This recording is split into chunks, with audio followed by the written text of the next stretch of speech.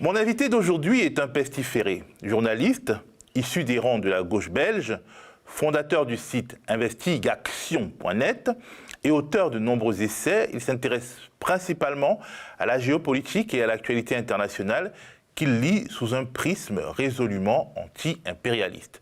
D'autres parleraient d'un parti pris systématique contre les États-Unis et Israël, mais on y reviendra. Michel Colomb a été, il y a quelques années, mis à l'index par Decodex, un service du Monde, du site lemonde.fr, qui évalue les sources d'information.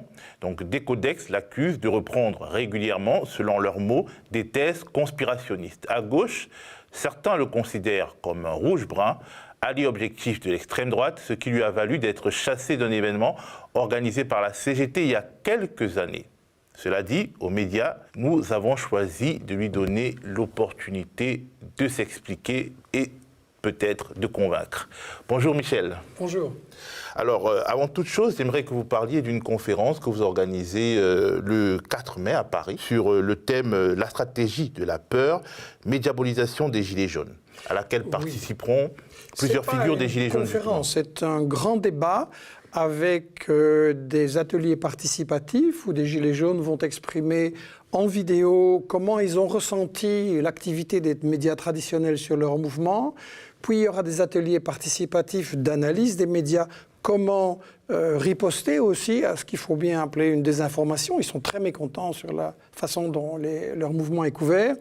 Et ensuite, j'animerai un débat où nous aurons Étienne Chouard, que je ne dois pas présenter, l'avocat Boulot, Priscilla Ludowski et Robert Charvin, un auteur de l'équipe Investigation, dont nous allons sortir ce jour-là le livre « La peur, arme politique », avec un sous-titre qui est très éloquent, c'est « Gouverner, c'est effrayer et puis rassurer ». Je crois que quand on voit ce qui se passe, comment le pouvoir et les médias traitent les Gilets jaunes, on est en plein dedans.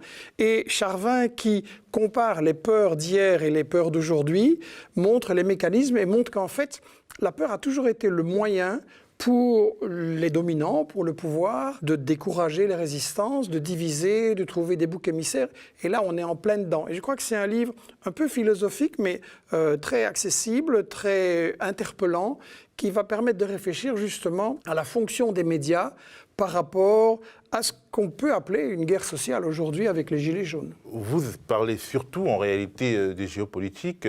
Les Gilets jaunes, c'est un thème, disons, un peu franco-français, mais qui a une résonance à l'international, en Belgique aussi, et de toute façon qui évoque ce divorce, en fait, des élites avec les peuples qui se manifeste un peu partout dans le monde en ce moment. Revenons quand même à votre cas, à votre mise à l'index par Decodex il y a quelques années. Donc, Decodex a considéré que, disons, vous étiez, votre site Investigation était un site non recommandable, qu'il ne fallait pas visiter, etc. Parlez-nous avant tout ça de votre parcours. Comment vous en êtes arrivé là à être, disons, le directeur d'un site qui, disons, se voit indexé par le monde? Je suis né dans une famille de la grande bourgeoisie catholique très réactionnaire à Bruxelles. Donc à 20 ans, j'étais pour les États-Unis, pour Israël. Et puis, déjà un peu avant mai 68, j'ai commencé à m'intéresser à d'autres choses. J'ai lu Marx et mai 68, qui a été un mouvement très important en Belgique aussi, m'a mis les pieds sur terre et donc j'ai changé de camp, on peut dire. J'ai été libraire, j'ai été militant d'extrême gauche, je suis allé travailler en usine comme simple ouvrier, militant syndical, puis j'ai été journaliste pendant une vingtaine d'années à l'hebdomadaire de gauche Solidaire en Belgique, l'hebdomadaire du Parti du Travail. Ça m'a énormément appris, ça et le passage en usine, pour mettre les pieds sur terre, partir des réalités des gens, voir comment parler. Et c'est un leitmotiv d'investigation. Il n'y a rien qui est trop compliqué, tout peut être expliqué si on fait vraiment l'effort de se mettre du point de vue des gens d'en bas, du point de vue des victimes et d'expliquer les choses simplement. Alors j'ai été amené en 90-91 à traiter la guerre du Golfe. Je n'étais pas un spécialiste de l'international, j'avais fait du social avant. Et ça a été une révélation parce que des journaux comme Le Monde, justement, mais aussi Libération et les télés, nous ont, dans la première guerre du Golfe, menti quotidiennement sur tous les faits de la guerre. Je ne parle pas sur les opinions, chacun a le droit d'être pour ou contre la guerre, mais les faits étaient complètement déformés. J'ai montré ça dans un livre qui s'appelait « Attention médias », qui, à ma grande surprise, a eu beaucoup de succès. C'était la première fois qu'on faisait ça en Europe, un test média, on va dire, en direct. Et il y a eu beaucoup de succès, beaucoup de demandes. Et à partir de là, j'ai déjà été mis au placard dans les médias et les télévisions français et belges. Il y a eu 2-3 exceptions au début, mais globalement, j'ai été mis au placard. Et ce que j'ai montré, c'est que chaque guerre était accompagnée d'une guerre de la désinformation, une guerre pour tromper l'opinion publique, pour lui faire accepter des guerres. Et donc, le monde ne me l'a jamais pardonné. Et en 2011, quand j'ai montré que la guerre, là aussi, était basée sur des médias mensonges. Quelle guerre en 2011 ? La guerre contre la Libye. Et la Syrie a suivi rapidement. Quand j'ai montré ça, le monde ne m'a jamais pardonné. Et donc, en fait, c'est le loup qui crie au loup. Et je trouve déjà très curieux cette manie de dire, voilà, carte rouge, carte verte, vous pouvez lire ça, vous pouvez lire ça. On se croit revenu au temps de l'Inquisition et de la censure de l'Église catholique. C'est absurde pour des journalistes qui prétendent ouvrir, confronter les opinions, chercher la vérité dans les faits. Et donc, pour en venir à la question de départ sur le décodex du monde, ça c'est vraiment culotté. D'abord, il faut remarquer qu'il y a beaucoup de gens, beaucoup de médias très bien et avec des opinions diverses qui sont mis à l'index uniquement parce qu'ils ne sont pas d'accord avec la manière dont le monde déforme les faits. Et dans mon cas, c'est culotté. Ils ont prétendu que je travaillais avec Thierry Messant. Je n'ai jamais travaillé sur le 11 septembre. Je ne partage pas les thèses de Messant sur le 11 septembre. Je n'ai pas de rapport. Et 2, ils ont prétendu que j'avais été en Syrie avec un député du FN qui s'appelait Chatillon. Je n'avais jamais été en Syrie et je n'avais jamais rencontré Chatillon. Donc pour un groupe qui prétend dire la vérité et rechercher la vérité dans les faits et dire qu'est-ce qu'on peut lire, 2 gros mensonges, je leur ai signalé, ils n'ont absolument pas réagi. La fiche n'a jamais été modifiée ? Ils l'ont mise en pause et puis ils l'ont remise et ils ne m'ont jamais répondu. Et beaucoup de gens les ont interrogés et ils refusent totalement de... Non, il faut le dire clairement. Le décodex, c'est une opération de propagande qui répond à un problème.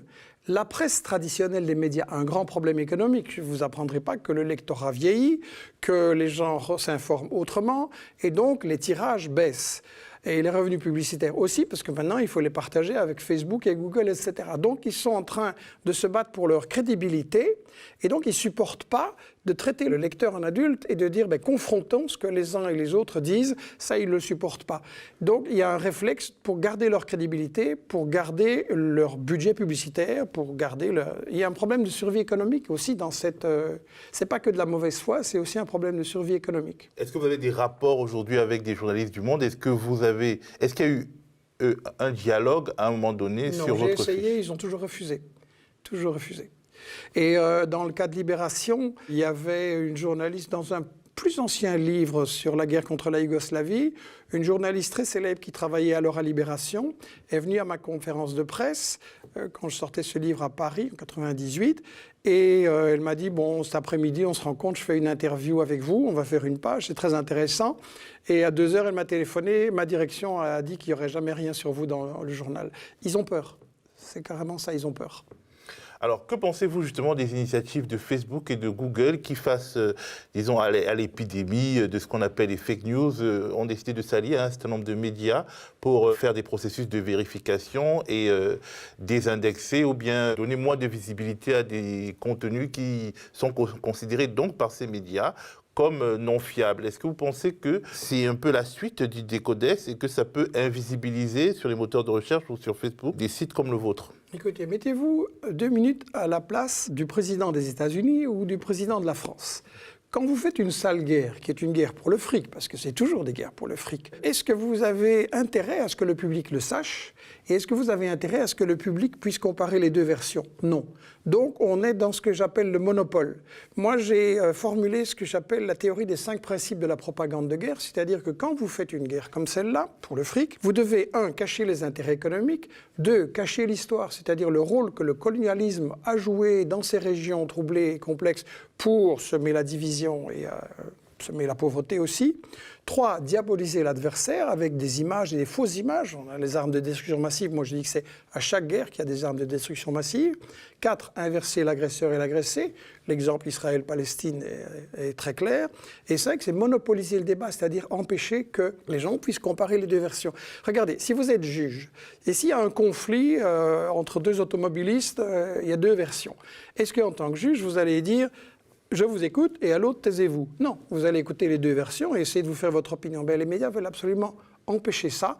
Donc, je pense que Facebook, il faut voir aussi avec qui ils se sont alliés. Facebook, pour établir la vérité, travaille avec l'Atlantic Council, qui est un des plus importants lobbies militaristes pro-guerre aux États-Unis. Donc ce sont les gens qui vendent les guerres à coups de mensonges qui vont nous dire ce qu'on peut écrire et ce qu'on peut lire. C'est Orwell, ça. Alors, votre grande affaire, ce sont les médias mensonges, donc les mensonges médiatiques lors des périodes de guerre.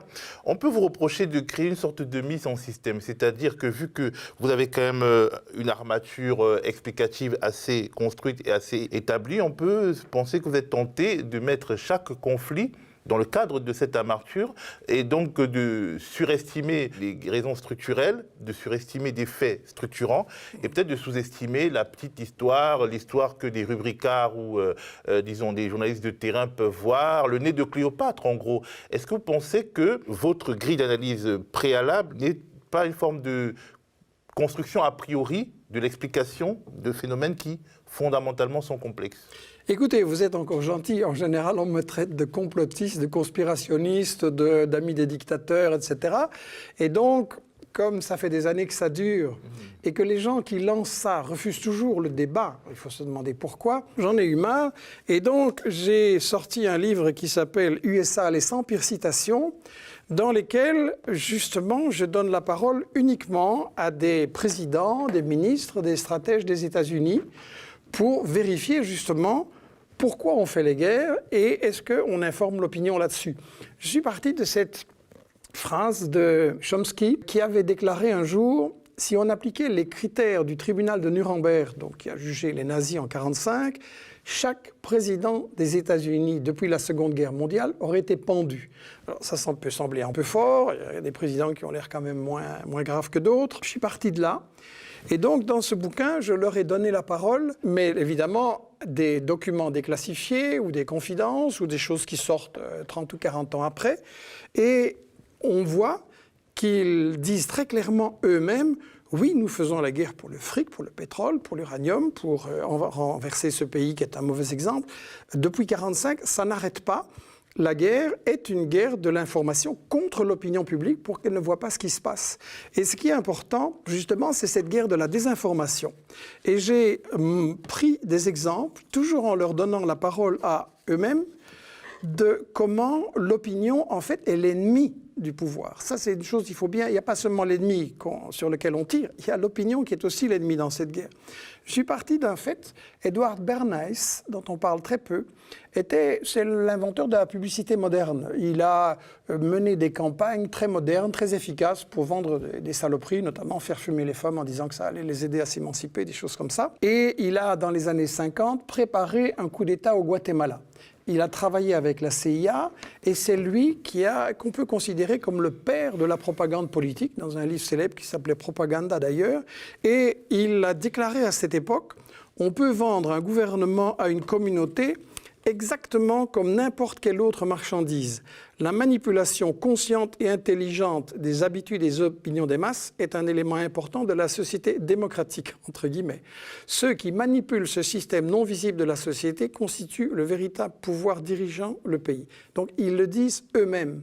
Et après ça, on a vu la formation aux États-Unis d'une véritable industrie de ce qu'on appelle les public relations. J'avais montré ça dans mon livre Attention médias. Les médias mensonges pour justifier la guerre auprès de l'opinion occidentale ont été fabriqués par une firme qui s'appelait Hill & Knowlton. C'était les couveuses, c'était la marée noire, c'est toute une série de choses que je montrais dans mon livre à l'époque. Sur la Yougoslavie, ça a continué avec surtout une firme qui s'appelait Rutherford. Je l'ai montré dans un livre, et un journaliste de la télévision française, Jacques Merlino, a été interrogé le responsable de ces campagnes de désinformation qui ont eu lieu dans les années 90, et le bonhomme lui a dit « Ah, moi, je ne suis pas payé pour dire la vérité, je suis payé pour défendre les intérêts du pays qui m'emploie. » Et Merlino a été mis au placard parce qu'il a dit que toute l'information qu'on avait ne valait rien. Donc, de cette expérience-là, je tire que chaque guerre est accompagnée de la désinformation pour une raison très simple. Quand ils ont lancé la guerre contre l'Afghanistan et l'Irak, Wolfowitz, le ministre de la guerre de Bush, a dit « Maintenant, c'est très clair qu'il va falloir développer énormément le budget militaire, ils l'ont fait, et qu'il faudra aller chercher dans la sécurité sociale. Ça veut dire que les guerres sont décidées par le 1% et payés par le 99% contre leurs propres intérêts. Et dans ce livre, il y a aussi un colonel très important qui s'appelle Ralph Peters, qui a joué énormément de rôle dans l'élaboration des stratégies des États-Unis, notamment au Moyen-Orient. Et Peters dit « La fonction principale de l'armée, c'est de gérer l'information ». Donc vous voyez, on a une véritable guerre de l'information. Et par rapport aux personnes qui m'accusent et qui me disent « c'est un préjugé, c'est un anti-système », je dis « mais regardons les faits, examinons ensemble les faits, faisons des commissions d'enquête avec toutes les opinions pour vérifier comment ça s'est passé. » Est-ce que vous savez qu'en Angleterre, le Parlement britannique non seulement a fait une commission d'enquête pour voir si le Parlement et l'opinion avaient été bien informés par Tony Blair pour la guerre contre l'Irak en 2003. La conclusion du rapport était évidente, Blair a menti consciemment, délibérément, tout le temps. Et le même Parlement britannique a fait une commission en 2011 sur la guerre contre la Libye, déclenchée par Cameron, et les conclusions sont exactement les mêmes. Cameron a menti tout le temps, délibérément, et nous a trompés. Donc, si le Parlement britannique le fait, pourquoi est-ce que c'est impossible en France? Pourquoi est-ce que des forces qui se disent de gauche, qui se disent normalement contre le colonialisme, contre les guerres néocoloniales, avalent toute l'information qui nous est donnée? Je vais vous faire remarquer quelque chose.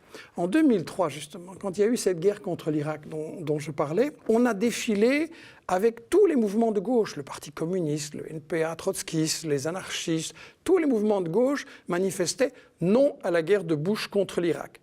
Aucun d'entre nous n'avait d'illusion sur l'idée que Saddam était un grand démocrate. Ce n'était pas ça la question. On a dit la guerre est interdite par l'ONU, la guerre n'est pas la manière de résoudre le problème, non à la guerre. Et en 2011, qu'est-ce que vous avez vu? Vous avez vu tous les mêmes partis, les mêmes groupements dire « vive la guerre en Libye, il faut y aller encore plus fort ». Et on voit les conséquences aujourd'hui. La Libye, c'est un enfer. Donc, je pose la question, comment ça se fait... Sur la Libye, quand même, il y a eu quelques nuances en France. Tout le monde n'était pas pro-guerre. C'est vrai que, par exemple, le Parti des Verts était séparé en anti-guerre et en pro-guerre. Mais en tout cas, toute la gauche française n'a pas validé la guerre en Libye. Non. Mais disons qu'en fait, elle a quand même été tétanisée par un certain nombre d'informations sur les le Viagra qu'on donnait aux soldats de Kadhafi, sur Benghazi qui allait être détruite. On peut dire que, face à la propagande orchestrée par Sarkozy, Cameron, etc., on peut donner le bénéfice du doute aux forces de gauche qui ont validé la guerre. Il y a eu une minorité qui s'est posé des questions et la grande majorité, je m'excuse, a signé des tracts appelant à soutenir la guerre de l'OTAN. La grande majorité de la gauche en France et en Europe. Mais à quoi vous l'expliquez, ce basculement de la gauche du camp anti-guerre au camp pro-guerre, du pacifisme par principe à une sorte de bellicisme humanitaire? C'est la bonne question. Pour avoir la réponse, il faudrait qu'ils acceptent de débattre et de discuter. Moi, je vous propose d'inviter ici quelqu'un qui était pro-guerre, qui est pro-guerre, et qu'on débatte d'où ça vient. Vous avez des noms? Écoutez, la direction du Parti communiste, la direction du NPA, qui raconte les pires mensonges sur moi, invitez-les. Les gens qui se disent anarchistes antifa, Ornella Aguillet, des gens comme ça, Caroline Fourès, invitez-les et débattons. Dès ce moment, l'invitation est lancée, mais je pense que... Il y a une question fondamentale, c'est-à-dire que la gauche n'est pas européenne, elle est mondiale. Et effectivement, dans des pays comme la Libye, la Syrie, dans des dictatures, les forces de gauche sont écrasées et leurs amis et camarades en fait, d'Europe veulent les aider. Comment, en fait, travailler à la démocratisation d'un système politique dur et fermé et hostile aux forces de gauche sans finalement faire une alliance, procéder à une alliance tactique avec l'impérialisme pour renverser le dictateur et créer un nouveau système. Comment faire objectivement, quand on est face à un gouvernement tyrannique qui n'écoute personne, qui est installé là depuis des décennies, pour changer la chose en 2019, alors que la capacité révolutionnaire même devient de plus en plus faible avec les technologies, le peuple est de plus en plus structurellement écrasé par les dirigeants. Qu'est-ce que vous pouvez dire, disons, à des activistes, à des dissidents dans ces pays-là qui veulent la liberté? Vous parlez de dictature, je ferai remarquer que la même guerre de propagande et la même capitulation se rencontrent à propos de pays parfaitement démocratiques comme le Venezuela, où il y a énormément d'élections certifiées, totalement valables par l'ensemble des observateurs internationaux, et où il y a la même guerre pour essayer de renverser un régime qui déplaît à Washington. Donc, je ferai remarquer... Le Venezuela, il y a eu quand même deux Venezuela. Il y a eu sous Chavez, où en fait, a priori, le soutien populaire était évident, et aujourd'hui, c'est beaucoup plus compliqué avec Maduro. Mais de toute façon, déjà, sous Chavez, il était question de le renverser, alors que ça paraissait évident évident que... Les États-Unis ont fait un coup d'État en 2002, ils en ont fait un coup d'État économique et le sabotage du pétrole en 2003, ils ont fait des tentatives en 2004. Nous avons publié un livre d'Eva Gollinger, une chercheuse des États-Unis, qui a montré tout l'argent de la CIA qui est allé, mais des millions et des millions de dollars chaque année, qui est allé pour essayer de susciter un coup d'État qui n'a pas marché. Maduro, il y a du mécontentement, mais je vous arrête, il y a énormément de soutien populaire, sinon ce serait déjà tombé depuis longtemps. Parce que ce qu'on oublie de dire, c'est que Washington mène une guerre économique de sabotage de l'économie du Venezuela, comme ils l'ont fait contre le Chili. Et je donne des exemples là-dedans de citations de dirigeants, de ministres, de généraux des États-Unis qui disent « Oui, c'est nous qui sabotons l'économie du Venezuela pour que ça aille mal et que le peuple se retourne contre le gouvernement. » Et malgré ça, le gouvernement et Maduro tiennent toujours. Donc, je voudrais... mais là, en fait, on parle du Venezuela, mais parlons par exemple de la Syrie. Par exemple, aux médias, nous avons été attaqués quand un de nos chroniqueurs, Claude Elkal, avait dit un certain nombre de choses sur la Syrie. On avait dit qu'il soutenait Assad. Des gens à gauche l'ont dit parce qu'en fait, eux, ils soutiennent les opposants d'Assad. Les opposants d'Assad, notamment les démocrates, qui sont jetés dans des prisons, qui sont jetés dans des sortes de camps innommables. Effectivement, on a l'impression que ce sont des guerres où des méchants s'affrontent et où les gens qui ont un idéal démocratique sont totalement écrasés. Comment sortir de la dictature dans un monde contemporain où tous les gouvernements écoutent toute la population, sont capables d'aller vous prendre là où vous êtes à travers des moyens technologiques immenses. On n'est pas en 1789. La force d'un peuple, même d'un peuple quasiment unanime contre son dictateur, ne suffit plus à renverser un dictateur. Face à cette réalité-là, que faire pour changer des systèmes en Afrique, au Moyen-Orient, qui écrasent, oppriment? En Afrique, en Amérique latine, c'est terminé. On peut penser qu'aujourd'hui, ils ont plus la main sur leur histoire, en tout cas quand l'extérieur ne s'en saisit pas. Mais en Afrique et au Moyen-Orient, pas dans toute l'Afrique, dans certains pays d'Afrique et dans certains pays du Moyen-Orient, il y a quand même un problème. Je n'ai pas oublié votre question de départ. Et premièrement, quand vous dites la position quasi unanime d'un peuple contre son dictateur, je vous demanderai vos sources. Je suis allé en Libye. J'ai constaté qu'il y avait évidemment des gens contre Kadhafi et beaucoup de gens pour. Oui. En pleine guerre, sous les bombardements de l'OTAN, on pouvait se promener tranquillement sans voir un policier dans les rues de Tripoli à 11h du soir. Donc, non. La Libye était un pays fort tribal.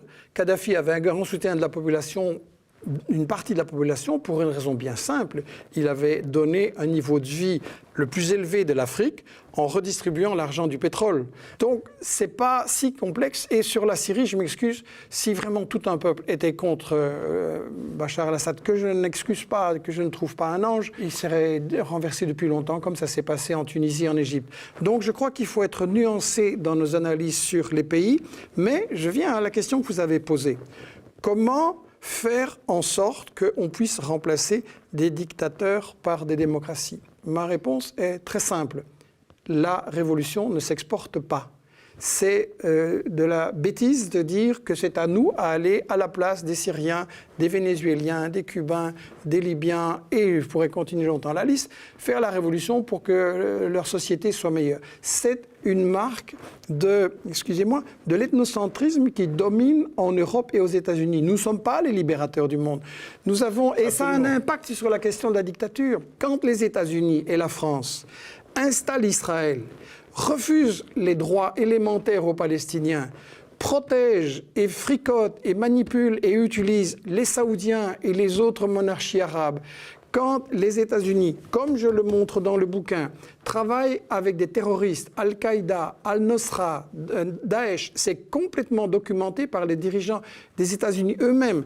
Le général Flynn, qui était le chef des renseignements de l'armée, a dit « Si le public savait que nous collaborons avec Daesh, le public exploserait de rage. » Donc, je vous appelle, et tous, à relativiser les infos qu'on a, vérifier les sources et vérifier les faits ensemble. Mais de toute façon, quand les États-Unis, qui sont, je le rappelle, la moitié du budget militaire mondial, qui ont exporté des guerres régulièrement depuis 1945, qui ont provoqué 20 millions de morts avec toutes ces guerres-là, et la France qui marche avec d'une manière incroyablement docile et qui a quand même un bilan épouvantable avec la France-Afrique, cessez de donner des leçons, que ces gens-là cessent de nous donner des leçons sur qui doit être le président de tel ou tel pays. Est-ce que vous ne croyez pas que quand on aura un monde qui sera débarrassé de la domination des États-Unis qui décident qui doit être président d'un tel pays. Où va l'argent du pétrole, du gaz, des forêts, de l'uranium, etc., et du coltan, du cuivre, de toutes les matières premières? Quand nous aurons un monde plus équilibré, où la guerre ne sera pas le moyen d'imposer ses volontés et de renverser. Il parle de la démocratie, je m'excuse. Les États-Unis, la France, etc., ont renversé le Premier ministre élu Lumumba au Congo pour le remplacer par le dictateur Mobutu. Ils ont renversé Allende, président élu au Chili, pour le remplacer par Pinochet. Je peux continuer une très longue liste. Donc on cesse de me dire que les États-Unis et la France sont les sauveurs. Non, ils ne sont pas du tout les sauveurs. Moi, je ne parle pas d'un point de vue européen. Je parle d'un point de vue de ces pays-là. Il y a en Afrique centrale, par exemple, des dictateurs qui ont été installés et consolidés par la France, qui font ployer sur leur férule des peuples entiers. Ces peuples, je ne pense pas qu'il suffirait forcément de se soulever pour eux pour avoir gain de cause, parce que la masse du pétrole ou des matières premières est un instrument de domination des pouvoirs qui sont au-dessus de leur tête. Et ces pouvoirs-là aussi sont consolidés grâce à l'Occident. Donc les dissidents, les opposants dans ces pays, ils sont tentés effectivement, à tort je pense, d'appeler au secours ceux qui ont fait ces dictateurs pour qu'ils les défassent. Parce que, objectivement, il faut des leviers, quelque chose qui affaiblit structurellement ces dictatures. Et la question, c'est, aujourd'hui, en 2019, c'est beaucoup plus difficile de renverser quelqu'un, pour un peuple, de renverser un tyran qui a cette force-là, sans chercher des alliances à l'étranger. J'essaye d'expliquer un certain nombre de brouillages et de brouillards idéologiques à gauche via ce prisme-là. Je crois qu'on doit cesser d'appeler le pyromane qui a allumé l'incendie pour éteindre l'incendie. Les intérêts économiques sont tels qu'ils ont intérêt à un pouvoir docile. Donc, Paris, Londres, Bruxelles, Washington ne sont pas la solution face aux dictatures en Afrique, en Amérique latine et en Asie. Ils sont le problème. On ne peut pas leur faire confiance. Ils ne vont évidemment pas travailler contre leurs intérêts.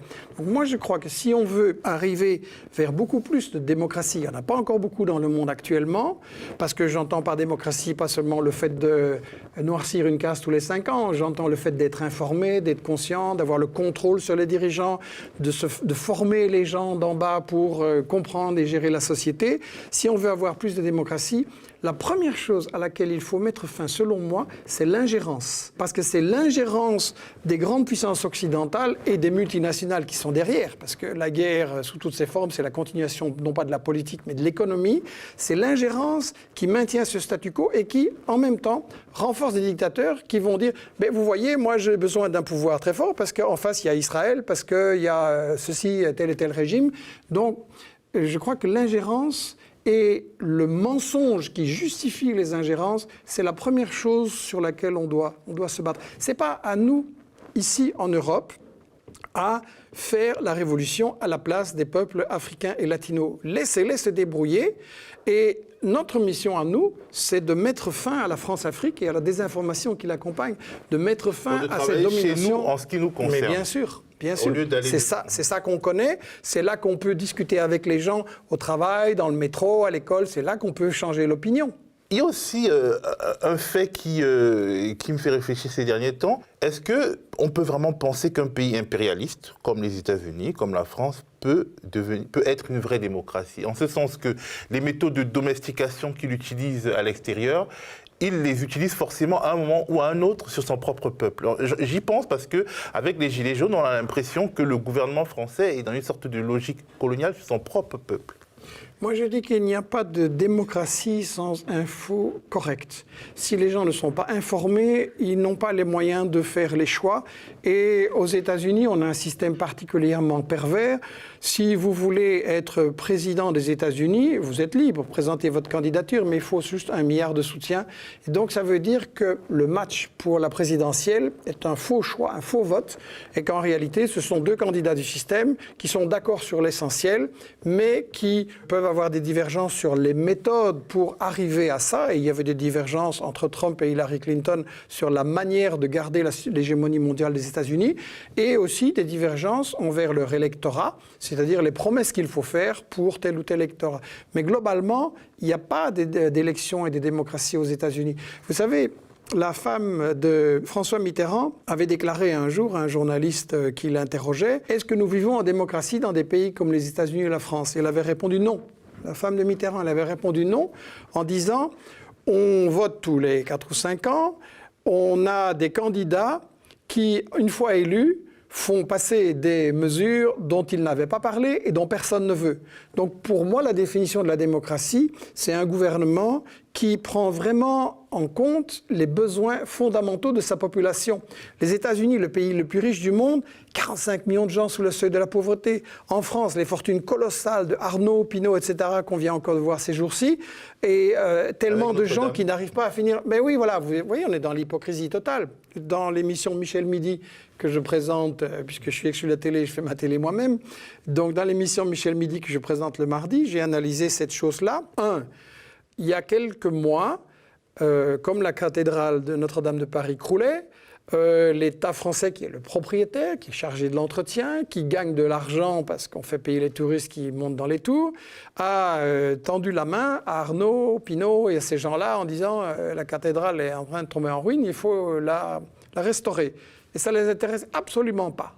Et là, maintenant, quand évidemment il y a eu un drame et une émotion populaire, ah oui, j'ai 100 millions, c'est pas un problème. Et moi j'ai 200 millions et en avant. Donc pendant un an, là, on raconte aux Gilets jaunes, il n'y a pas d'argent pour vous.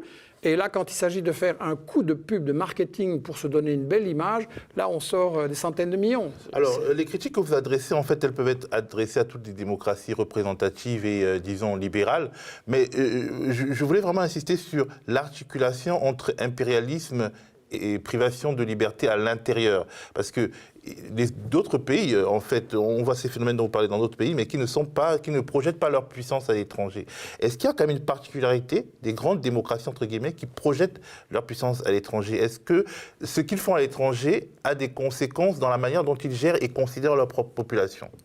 Oui, c'est clair. Écoutez, moi je pense que la France qui fait la France-Afrique, c'est-à-dire, c'est pas à vous que je dois l'expliquer, qui est la cause directe, fondamentale de la pauvreté qui frappe encore le continent africain, la France qui en est responsable au profit des grandes fortunes comme Bouygues, comme Bolloré, comme Louis Dreyfus, etc. J'ai montré dans des livres précédents que vraiment, comme disait Balzac, derrière chaque grande fortune se cache un crime, c'est-à-dire que leur fortune est basée au départ sur l'esclavage, il ne faut pas l'oublier, et puis sur le nouvel esclavage des peuples africains, etc. Donc, oui, je crois que les mêmes multinationales qui provoquent la misère, l'oppression, les dictatures, les guerres entretenues et exacerbées en Afrique sont aussi responsables de ce qui se passe ici en France. Je crois que ça, c'est une clé pour justement ne plus se faire diviser, pour répondre au racisme par lesquels le pouvoir et la droite essayent de diviser les gens, de trouver des boucs émissaires.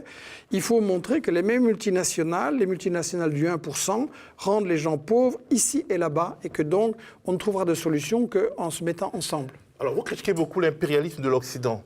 Cet impérialisme a été dominant, en fait, après la chute du mur de Berlin, mais il est, en fait, un peu déclinant. C'est-à-dire qu'il y a de nouveaux impérialismes qui montent. Enfin, l'impérialisme russe ressuscite un peu dans sa petite zone d'influence et... les Chinois ne procèdent pas comme les Occidentaux via un impérialisme militaire, mais en fait, il y a un certain nombre de manières de contrôler le peuple qu'ils peuvent exporter aussi dans des pays du Sud en aidant ceux qui sont au pouvoir à y demeurer à travers un certain nombre d'instruments technologiques. Et on peut vous accuser justement de ne voir que l'impérialisme de l'Occident qui est affaibli, qui s'affaiblit, alors que justement aujourd'hui, il y a plusieurs blocs capitalistes dans le monde qui finalement sont réunis par le même objectif de dépouiller les 99% et que ce bloc capitaliste et autoritaire montant représenté par la Chine, à gauche, en Occident, on n'en prend pas forcément toute la mesure. Sur la Russie, vous avez dit qu'il y a maintenant un impérialisme russe. Enfin, En quoi voyez-vous un impérialisme russe aujourd'hui ? Disons une capacité de projection militaire. Par exemple, les Russes se projettent dans leur zone, en Géorgie, en Ukraine, etc. En tout cas, ils ont cette capacité et ils le font d'une manière ou d'une autre. Et même en Afrique aujourd'hui... Ils envoient des troupes, ils envahissent des pays. Même en Afrique aujourd'hui, les Russes, par exemple, en Centrafrique, commencent à pointer du nez parce que Indirectement, par le passé, à travers les opérations de l'ONU, ils refourguaient en fait leur vieux matériel militaire et aujourd'hui, en fait, ils s'installent comme alliés de la Chine contre l'Occident, ce qui peut être une bonne chose parce que justement la Centrafrique, par exemple, a la capacité de jouer les uns contre les autres d'un point de vue militaire. C'est une bonne nouvelle pour la Centrafrique si elle sait jouer avec ça. Mais on peut aussi penser que l'unipolarité post-guerre froide est un peu morte ou en train de mourir et qu'il y aura à l'avenir plusieurs pôles impériaux. L'impérialisme russe se projette à l'extérieur? Non. Qu'est-ce qui s'est passé? En 89, à la chute du mur, James Baker, envoyé par Washington, a discuté avec Gorbatchev, qui était très inquiet. Oui, mais vous allez envoyer l'OTAN à nos portes. Baker a dit, on ne va pas avancer d'un mètre. Le lendemain de cette promesse, les États-Unis commençaient déjà à encercler en Europe et autour de la Russie, placer des bases militaires, faire des coups d'État dans une série de pays comme l'Ukraine, etc. Donc, Poutine n'est pas ma tasse de thé. Un régime d'oligarques qui accroît l'écart riche-pauvre n'est pas ma tasse de thé, soyons clairs. Mais sur le plan du respect du droit international, je m'excuse, ce sont les États-Unis qui ont 1 millier de bases militaires dans le monde, qui vont là où on ne leur a rien demandé pour menacer pas seulement des grands pays, mais d'autres aussi, d'intervenir, et ils le font. Et ce sont les États-Unis qui, depuis 1945, multiplient les guerres, et j'ai parlé de 20 millions de victimes, donc on doit se baser sur les faits. Après, si vous parlez sur la Chine, il y a deux semaines, l'ancien président des États-Unis, Carter, il a été invité par Trump, c'est étonnant, mais c'est comme ça. Et Trump voulait lui parler de la Chine parce qu'évidemment, Trump est inquiet. La Chine économiquement monte en puissance et les États-Unis sont en déclin économique et financier très clairement. Et donc Trump a demandé conseil à Carter. Et Carter lui a dit, eh bien, la Chine ne fait pas la guerre. La Chine n'a envahi aucun pays. La Chine ne se comporte pas de manière impérialiste. La Chine a le point de vue de développer leur économie et de gagner la bataille économique pour, je vous rappelle quand même, parce que c'est facile quand même de lancer des étiquettes quand on vit confortablement à Paris. Je rappelle que cet État a sorti 600 millions de gens de la pauvreté. Tous les pays qui suivent les conseils de Washington, de Londres et de Bruxelles font le contraire, les gens plongent dans la pauvreté. Donc on devrait prendre un petit peu de recul par rapport à ça et de se demander si vraiment c'est une dictature épouvantable, pourquoi il sort 600 millions de gens de la pauvreté quand même? Et de se poser des questions, est-ce que ce n'est pas lié au développement? Et effectivement, on a vécu dans un monde unipolaire dominé par les États-Unis qui pouvaient envoyer des troupes pour massacrer au Chili, au Vietnam et partout. Est-ce que vous voulez continuer à vivre là-dedans? Moi, pas. Moi, je me réjouis du fait que le monde devienne multipolaire. J'ai dit ce que je pensais de la Russie. Je ne suis pas aveugle devant les dangers qui se profilent en Chine sur le plan social. En même temps, je vois que les pays africains maintenant, même quand ils sont dirigés par des dirigeants de droite et pas du tout démocratiques, se disent c'est très bien.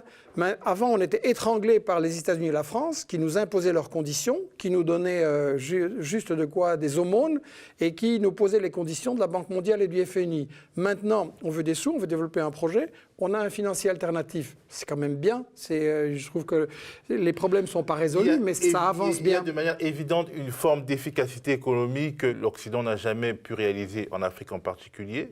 Et en Chine aussi, il y a une forme d'efficacité économique. C'est plus honnête avec les Africains. Le commerce, c'est plus honnête. On n'impose pas des conditions, on fait du troc, on construit des infrastructures. N'est pas tout. Il y a Écoutez, aussi un certain nombre de libertés. Carter l'a dit à Trump. Les Chinois viennent et ils construisent des autoroutes, des ports, et ils font de la formation aux paysans. Nous, on fait quoi? On fait la guerre partout.